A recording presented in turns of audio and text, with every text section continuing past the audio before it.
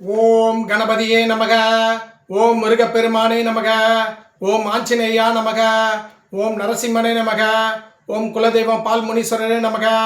ஓம் குதம்பை சித்தரே நமக. ஓம் நந்திச சித்தரே நமக. ஓம் அகோரிகள் சித்தரே நமக. ஓம் விஷ்ணு மாயா நமக. ஓம் குட்டிச்சாத்தானே நமக. ஓம் ஹரிச்சந்திரனே நமக. ஓம் காலபைரவரே நமக. ஓம் சிவபெருமானே நமக. ஓம் அகோரகாளியே நமக. ஓம் பத்ரகாளியே நமக. ஓம் மகாகாளியே நமக.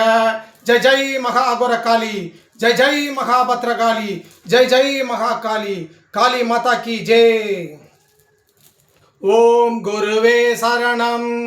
ஓம் குருவே துணை. ஓம் சிவபெருமான் சித்தரே நமக. ஓம் முருகப்பெருமான் சித்தரே நமக. ஓம் குதம்பை சித்தரே நமக. ஓம் நந்திச சித்தரே நமக. ஓம் அகோரிகள் சித்தரே நமக. குருவே சரணம், குருவே துணை. ஜெய் ஜெய் ஸ்ரீராம், ஜெய் ஜெய் ஸ்ரீராம், ஜெய் ஜெய் ஸ்ரீராம். பாரத் மாதா கி ஜெய், பாரத் மாதா கி ஜெய், பாரத் மாதா கி ஜெய். வெற்றிவேல் வீரவேல், வெற்றிவேல் வீரவேல். சனாதனம் வாழ்க, சனாதனம் வளர்க. சனாதனத்தை பரப்புவோம், சனாதனத்தை உயர்த்துவோம், சனாதனத்தை ஓங்கி பிடிப்போம். நம்முடைய உயிர் மூச்சு சனாதனம், நம்மளுடைய உயிர் பேச்சு சனாதனம், நம்மளோட உடலே சனாதனம் தான். சனாதனம் வாழ்க, சனாதனம் வாழ்க, சனாதனம் வாழ்க. வணக்கங்க. நான் சென்னை சேத்துப்பட்டந்து ஸ்ரீ அகோரி நாமசெல்வம் பாபா குருஜி சாமியார் பேசுகிறேங்க. என்னோட மொபைல் நம்பர் 9940010430. இன்னொரு மொபைல் நம்பர் 9841303621. இன்னொரு மொபைல் நம்பர் 9962624066. இது மொபைல் நம்பர் மூணுமே என்னோடதுங்க. நீங்கள் என்ன ஃபோன் மூலயமா அழைக்கலாம், நேரில் கூப்பிட்டாலும் வருவேன், இல்லை நீங்களே என்னோட வரலாம். சரிங்க. இப்போ நம்ம ஒரு நல்ல விஷயத்தை நம்ம சொல்ல போகிறோம். பொது விஷயந்தான், எல்லா வீடியோவில் நான் தான் சொல்லுவேன். ரொம்ப முக்கியமான விஷயம். வீட்டுக்கு வீடு மரம் நட்டு வைங்க, மரங்களை நடுங்க, சுற்றுச்சூழலை பாதுகாக்குங்க. அதே போல் வீட்டில் தண்ணியை சிக்கனம் பண்ணுங்க, ரொம்ப ரொம்ப முக்கியமானது. மாணவ மாணவிகள் நல்லா படிங்க, படித்து பெற்றோர்களுக்கு மதித்து நடங்க. சின்ன சின்ன பசங்கள்லேருந்து பெரியவங்களை வரலாம் போதை பழக்கத்துக்கு ஈடாவாதீங்க. போதை பழக்கத்துலேருந்து வெளியில் வாங்க. போதை பழக்கம் நமக்கு வேணாம். பிளாஸ்டிக் பொருட்களை யூஸ் பண்ணாதீங்க. பிளாஸ்டிக் அல்லாத பொருட்களை யூஸ் பண்ணி சுற்றுச்சூழலை நல்லபடியாக வச்சிருங்க. ரொம்ப முக்கியமான விஷயம். சரி, ஓகே. இப்போ பொது விஷயத்தை சொல்லியாச்சு. இருந்தாலும் எல்லாருக்காகவும் ஒரு சின்ன பாடல், அந்த பாடலை நான் பாடிக்கிறேன். அந்த பாடலில் தான் எல்லா வாழ்க்கையும் அடைஞ்சிருக்குது. நினைப்பதெல்லாம் நடந்து விட்டால் தெய்வம் ஏதுமில்லை, நடந்ததையே நினைத்திருந்தால் அமைதி என்றும் இல்லை. முடிந்த கதை தொடர்வதில்லை இறைவன் ஏட்டினிலே, தொடர்ந்த கதை முடிவதில்லை மனிதன் வீட்டினிலே. நினைப்பதெல்லாம் நடந்து விட்டால் தெய்வம் ஏதுமில்லை, நடந்ததையே நினைத்திருந்தால் அமைதி என்றும் இல்லை. இதுதாங்க வாழ்க்கை. நினச்சதே யோசிக்காதீங்க, விட்டுருங்க. எல்லாம் சிவன் முன்னாடி விட்டுருங்க, எல்லாம் காளி முன்னாடி நீங்கள் விட்டுருங்க. எல்லாம் அவங்க பார்த்துக்கோங்க. காளி தேவியை முன்னாடி சரணடைங்கள், சிவன் முன்னாடியும் சரணடைங்கள். அவங்க எல்லாரும் உங்களை பார்த்துக்குவாங்க. அதுக்காக எதை பற்றி கவலைப்படாதீங்க. இந்த வாழ்க்கையே, இந்த உலகமே எல்லாம் மாயே. என்னது? எல்லாம் மாயே, எல்லாம் கதம் கதம்.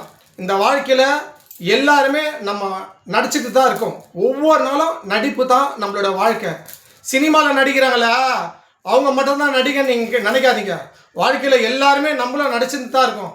புரியுதுங்களா? எல்லாரும் நடிகர் தான். புரியுதுங்களா? ஆகையால் இந்த வாழ்க்கை என்பது போலியானது. யாரும் வரமாட்டாங்க, யாரும் நம்ம கூட இருக்க மாட்டாங்க.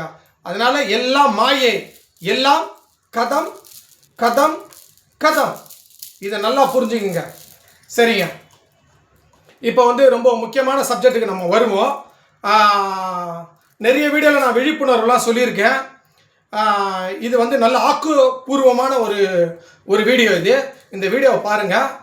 இப்போ வந்து நம்ம வந்து நம்ம மனுஷனாக பிறந்துட்டா தெய்வத்துக்கிட்ட நம்ம ஆசீர்வாதம் வாங்குவோம்னு சொல்லி நம்ம ரொம்ப முழுசாக மனதார நினைப்போம். தெய்வத்துக்கிட்ட போகணும், தெய்வத்தோட ஆசீர்வாதத்தை வாங்கணும். அது எந்த மதமாக இருந்தாலும் சரி, அந்த மதத்தோட ஆசீர்வாதத்தை நம்ம வாங்கணும்னு நம்ம நினைப்போம். அதில் எந்த தப்பும் இல்லை. ஏன்னா அதுக்காக தான் நம்ம இருக்கிறோம். ஏன்னா நம்ம கஷ்டம்லாம் போகணும்ல, அதுக்காக நம்மளோட கடவுளோட ஆசீர்வாதத்தை கேட்போம். சரி, அதுக்கப்புறம் யார்கிட்ட ஆசீர்வாதம் வாங்கணும்னு நம்ம நினைப்போம்? சித்தர்கிட்ட போயிட்டு நம்ம ஆசீர்வாதம் வாங்கலாம். இறந்த சித்தர் ஜீவ சமாதியாக இருக்காங்களே, அவங்ககிட்ட போய் ஆசீர்வாதம் வாங்கலான்றத ஒரு எண்ணம் நம்மளுக்கு வரும். அதில் எந்த தப்பும் கிடையாது. அதே போல் உயிர் உள்ள சித்தர்கள் அவங்க யாரோ அவங்கள வந்து நம்ம ஆசீர்வாதம் வாங்கலாம்னு சொல்லிட்டு அவர்கிட்ட நம்ம போவோம். அதுவும் எந்த தப்பும் கிடையாது. அது இல்லாமல் குறிப்பாக எல்லாத்தையும் விட ரொம்ப ரொம்ப முதன்மையானது தாய் தகப்பங்கிட்ட நம்ம ஆசீர்வாதம் வாங்குவோம். ஆசீர்வாதம் வாங்கி அவங்கக்கிட்ட நம்ம வந்து ஆசீர்வாதத்தை பெற்று நல்லா இருங்க நம்மளை வாழ்த்துவாங்க. அப்படி இல்லைன்னா நம்ம சொந்த பந்தமே இல்லாத பெரியவங்களாம் இருக்காங்கல்ல ரோட்டில், எவ்வளோ பேர் வயசானவங்கள, அவங்க காலில் வந்து நம்ம ஆசீர்வாதம் வாங்குவோம். இதை தான் நம்ம காலகாலமாக பண்ணிகிட்டு இருக்கோம். இதுதான் உண்மை, இதுதான் நிஜம். இதில் எந்த மாற்று கருத்து இல்லை. இதில் என்ன சாமி நீங்கள் புதுசாக சொல்கிறீங்க, இதெல்லாம் பண்ணுறது தானே, இதுக்கு ஒரு வீடியோவா, நீங்கள் என்ன தான் சொல்ல வரீங்க அதை சொல்லுங்கள். நீங்கள் சொல்கிறீங்க, அது எனக்கு கேட்குது. சரி, இதை தெரியாது நான் சொல்லலை, பட் இருந்தாலும் இந்த வீடியோ மூலிமா நான் உங்களுக்கு தெரிவிக்கிறேன். இதெல்லாம் அப்பாற்பட்ட ஒரு ஜீவன் இருக்குது, அவங்கக்கிட்ட நீ கண்டிப்பாக ஆசீர்வாதம் வாங்கணும். ஏன்னா அந்த சமுதாயம் அவங்கள வந்து ஒரு மாதிரி ஒதுக்குது. அந்த சமுதாயம் இவங்களை நிறைய இடத்துல இவங்களை ஒதுக்குறாங்க. ஒரு சில இடத்துலலாம் அவங்கள ஒதுக்கி வைக்கிறாங்க. ஒரு சில இடத்துல அவங்கள போட்டுடுறாங்க, அவங்கள துதிக்கிறாங்க, அவங்கக்கிட்ட ஆசீர்வாதம்லாம் வாங்குறாங்க. அவங்கள வந்து உயர்ந்த பதவியில் வச்சுருக்காங்க. அவங்க நல்ல வேலைக்கு போகிறாங்க, நல்ல ஒரு உயர்ந்த பதவியில் இருக்கிறாங்க. அவங்க சாமியாராக கூட இருக்கிறாங்க. புரியுதுங்களா? அதுக்காக எல்லாரும் அவங்கள ஒதுக்குறாங்கன்னு நான் சொல்லலை. குறிப்பிட்ட ஆள் மட்டும்தான் சில பேர் அவங்கள வந்து ஒரு மாதிரியா பேசுறதெல்லாம் பண்ணுறாங்க. யாருங்க சஸ்பென்ஸாக வச்சுருக்கீங்க? யாருங்க சொல்லுங்க. நான் சொல்கிற ஆள்கிட்ட நீங்கள் வந்து ஆசீர்வாதம் வாங்குங்க. இந்த சாமியார் சொல்கிறத கேளுங்க, இந்த குருஜி சொல்கிறத கேளுங்க. நான் சொல்கிறது உண்மை. நான் இப்போவும் சொல்கிறேன். நான் எல்லா வீடியோவிலும் உங்களுக்கு நன்மை தான் சொல்லுவேன். எந்த வீடியோவில் நான் தீமை சொல்ல மாட்டேன். இந்த சாமியார் சொல்கிறத கேளுங்க. இந்த வீடியோ பார்த்தீங்கன்னா உங்களுக்கு நல்லா புரியும் யார்கிட்ட ஆசீர்வாதம் வாங்கணுன்றதை நான் சொல்கிறேன். அதாவது சிவபெருமான் இருக்கார்ல, சிவன் ஒரு ஆணா தான் இருந்தார். பார்வதி அவரோட மனைவி காளி தேவி, பார்வதி அம்மா வந்து பெண்ணா தான் இருந்தாங்க. ஆனால் இவங்க 2 பேரும் சேர்ந்தது தான் அர்த்தநாதீஸ்வரர். சிவனே தன்னோட பாதி உடம்ப தன்னோட மனைவி சிவனுக்காக கொடுத்து 2மே இணைச்சதுனால தான் அர்த்தநாதீஸ்வரர். ஆண் பெண் இந்த 2 இணைச்சாரு சிவன் பெருமான், அர்த்தநாதீஸ்வரன் இணைச்சாரு. அப்போ அவங்க யாருன்னு கேட்டீங்கன்னா திருநங்கைகள். இந்த திருநங்கைகள் இருக்காங்க பார்த்தீங்களா, அவங்க சாதாரண விஷயம் கிடையாதுங்க. புரியுதுங்களா? அவங்கள அறிவியல் ரீதியாக என்ன தெரியுமா சொல்கிறாங்க, விஞ்ஞான ரீதியாக அவங்களுக்கு வந்து உடம்புல ஒரு மாதிரி சுரபி, அந்த அணுக்கள் மூலயமா அவங்கள வந்து திருநங்கையாக மாறிடுறாங்க. ஒரு ஆணா பிறந்து அதுக்கப்புறம் பெண்ணாக மாறுறதுக்கப்புறம் அது சுரபி அந்த அணுக்கள் மூலயமா அந்த மாதிரி ஆகுதுன்னு சொல்கிறாங்க. இல்லை வேற ஏதாவது, இப்போ எனக்கு தெரிஞ்சு நான் சொல்கிறேன். பட் அது இல்லாமல் வேற எதனா கூட இருக்கலாம், அதையும் நான் தப்பாக சொல்லலை.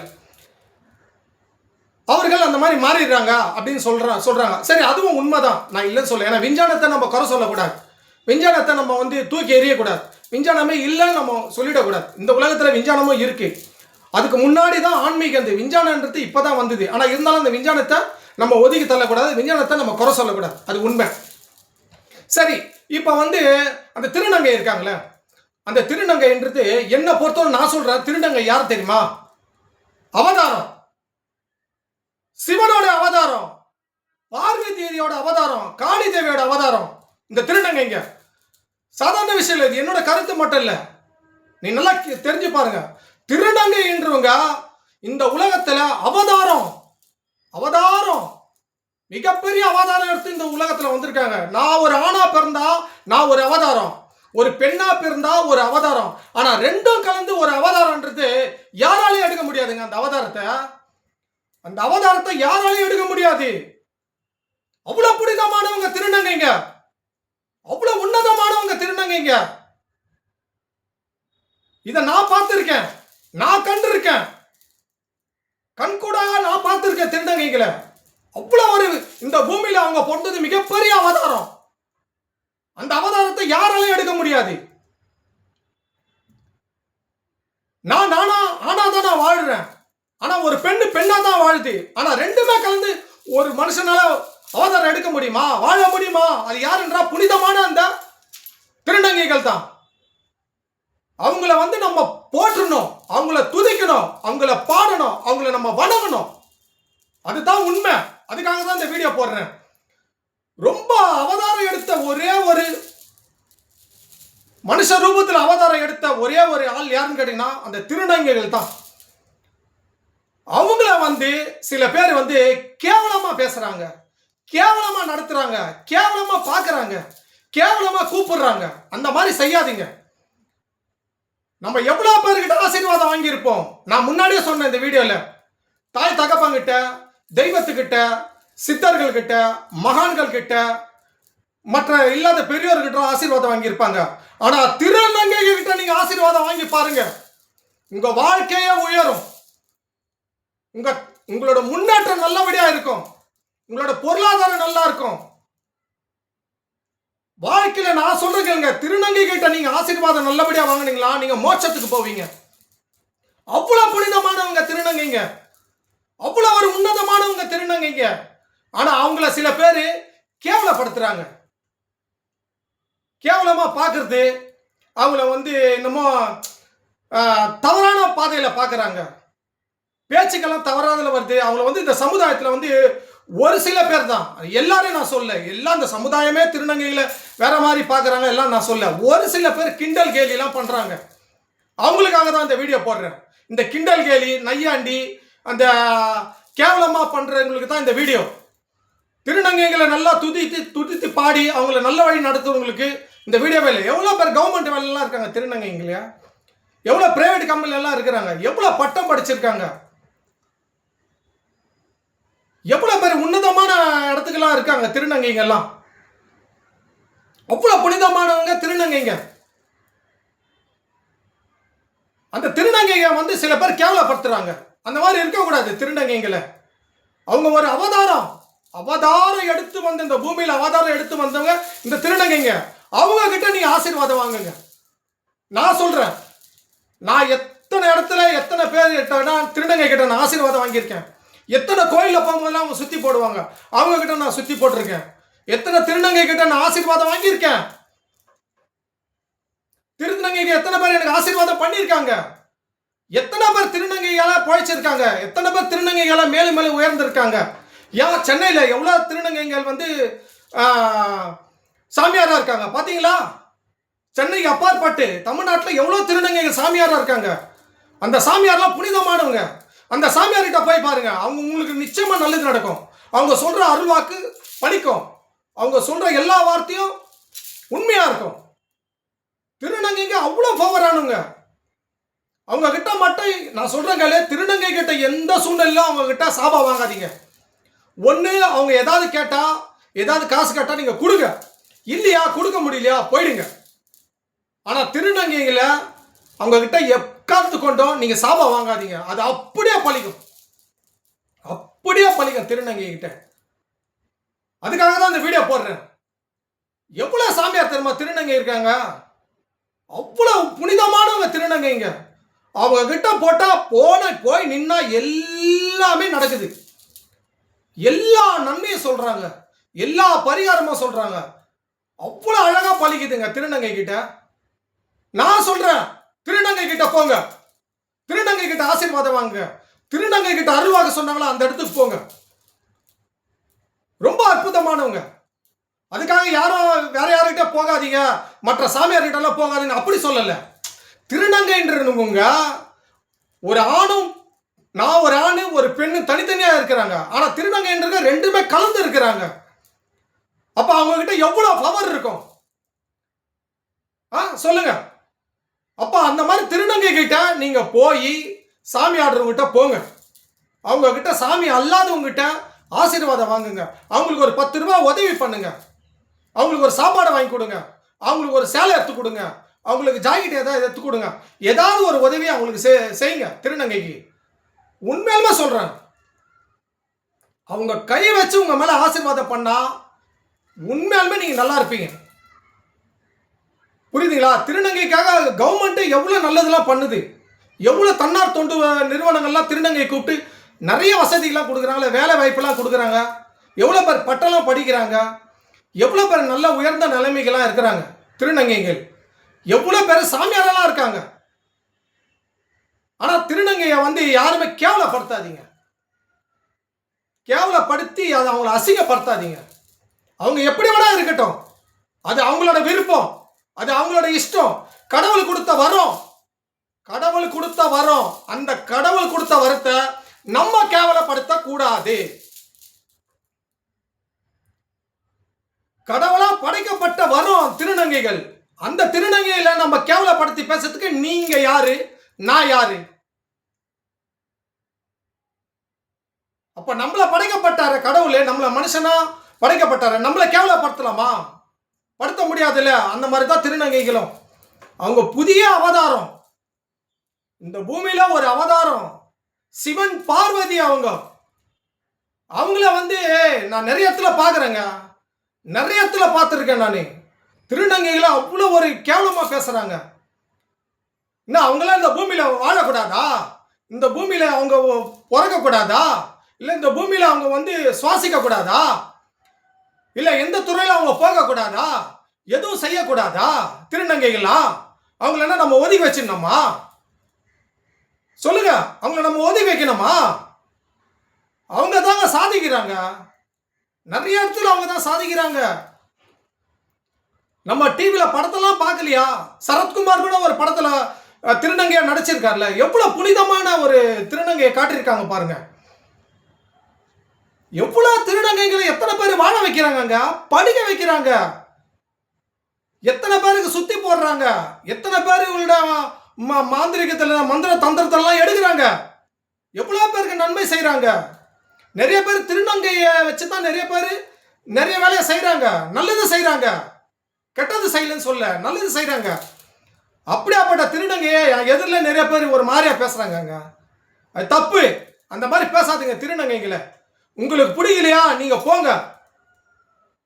அவங்கள பேசுறதுக்கு யாருக்கும் எந்த வித உரிமையும் கிடையாது, யாருக்கும் எந்த அதிகாரமும் கிடையாது.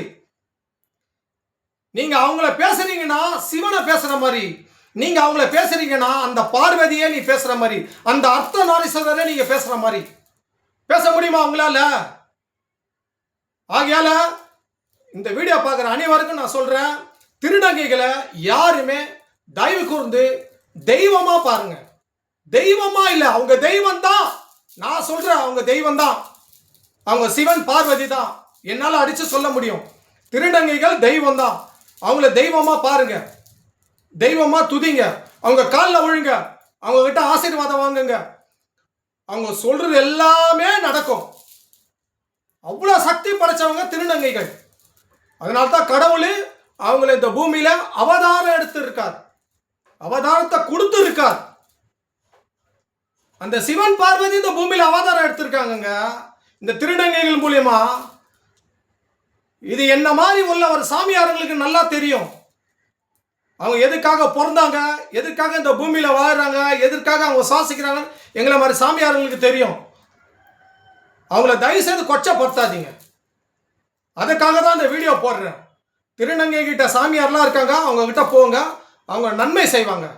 திருநங்கையை ஒருபோதும் அவங்கள நீங்க திட்டுறதோ திருநங்கையில கேவலமா பேசுறதோ கண்டிப்பா நானும் ஒத்துக்க மாட்டேன்.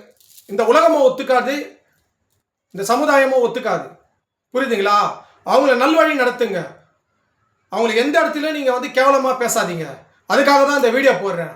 திருநங்கைகள் வாழ்க, திருநங்கைகள் வளரணும், திருநங்கைகளை போற்றுவோம், திருநங்கைகளை கால் பாதத்தில் இருந்து ஆசீர்வாதம் வாங்குவோம், திருநங்கைகளை வாழ வைப்போம். நம்ம வீட்டுக்கு கூட்டுவாங்க திருநங்கைகளை. திருநங்கைகளை நம்ம வீட்டுக்கு கூட்டுவாங்க. கூட்டு வந்து அவங்களுக்கு சாப்பாடு போடுங்க, அவங்களுக்கு துணிமணி எடுத்து கொடுங்க, அவங்களுக்கு ஒரு காசு பணம் எதனா கொடுங்க. அவங்க வேற எதனா உதவி கேட்டாலும் திருநங்கைகளை பண்ணுங்க. அவ்வளவு புனிதமானவங்க திருநங்கைகள். ஒரு தெய்வத்துக்கு சமானம் அவங்க, ஒரு சித்தர்களுக்கு சமானம், ஒரு மகான்களுக்கு சமானம் அவங்க. இதை விட வேற என்ன ஒப்பிட முடியும் திருநங்கைகளை? நான் ரொம்ப மனசு கஷ்டப்பட்டிருக்கேன். இதெல்லாம் பார்த்து என் மனசு வேதனையில தான் இந்த வீடியோ நான் போடுறேன்.